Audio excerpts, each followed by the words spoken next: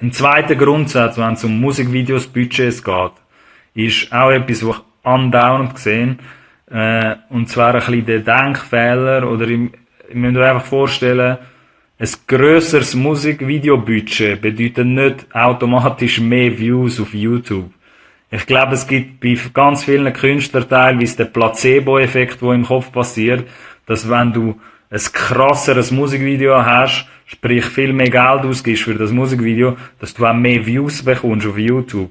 Aber wenn man Statistiken anschauen von den grössten Musikvideos von dieser Welt, ist die Realität leider so, also kann man sich jetzt darüber streiten, leider oder nicht, aber die Realität ist so, dass Musikvideobudget nicht im Zusammenhang steht, mit wie viel Views du bekommst.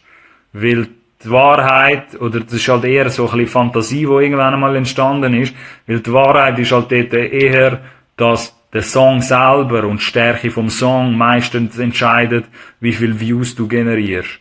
Und das kann man beobachten bei ganz, ganz vielen Releases, egal in welchem Genre du gehst schauen, dass die meistgeschauten Videos nicht vielmal die sind, wo auch das krasseste Musikvideo dahinter ist, sondern die Views, der Idiom schreibt, grösseres Budget bedeutet auch nicht zwingend besseres Video. Genau, muss es auch nicht heissen, weil es auch viele Low-Budget-Videos gibt, oder Directors, die Low-Budget-Videos machen, die extrem gut aussehen, und auch da in der Schweiz.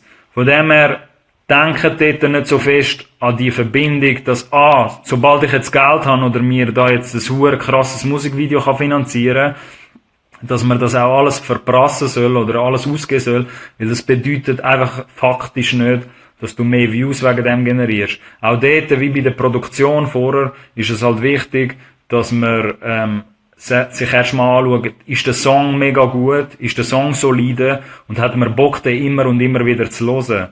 Weil dann ist das Musikvideo natürlich recht effektiv, weil es nachher wie so ergänzend ist. Aber ich sehe das noch zu oft, dass sich die Leute wiederum bei der Songproduktion mega wenig Gedanken machen oder weniger Gedanken machen und auch dort das Gefühl haben, man kann das mit einem krassen Musikvideo, kann man das wieder wie so ausbalancieren. Aber so funktioniert das nicht. So funktioniert die Zuschauerschaft da aussen nicht, die auf YouTube ist.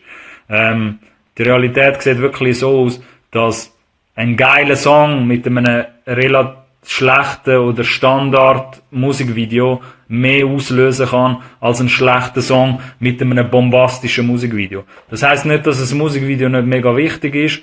Ein Musikvideo kann halt Emotionen anders transportieren als nur der Song. Und es ist auch wichtig, dass man sich dort Gedanken macht. Aber ich finde das noch ein guter Grundsatz, dass man sich das überlegt, nicht immer gerade sofort voll reinschiessen mit Musikvideo-Budgets, weil das nicht bedeutet, dass das nachher mehr schaut, automatisch wegen dem. Konzentriert euch auch mehr auf den Song dort.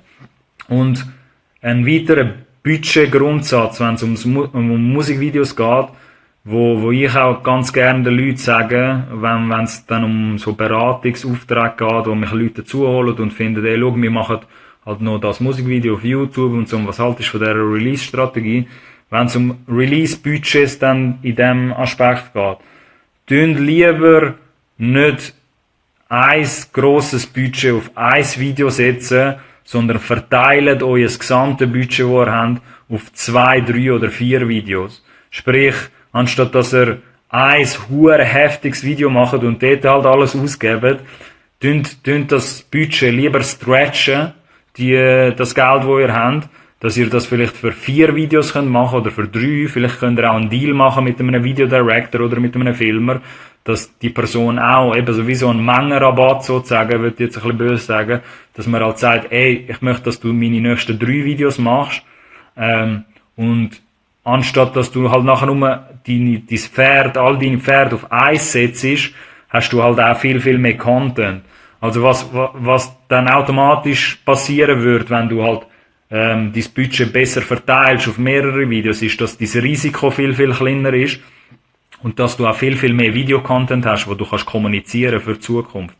Weil ich sehe das immer noch zu oft in der Schweiz, dass man gar nicht so weit vorausdenkt und sich sagt, ja, jetzt hat man zum Beispiel Geld, jetzt hat man 1500 Stutz, hat man auf die Seite da oder irgendwie Geld gemacht, Umsatz, und das geht man jetzt sofort, das ausgeben für ein neues Musikvideo, aber vielleicht hast du noch 4 andere Songs, die du aus diesem Projekt nachher auskoppeln oder willst du den Leuten präsentieren und für die 4 anderen Songs hast du gar kein Geld mehr, weil du jetzt alles auf die eine Karte gesetzt hast, auf das eine Musikvideo.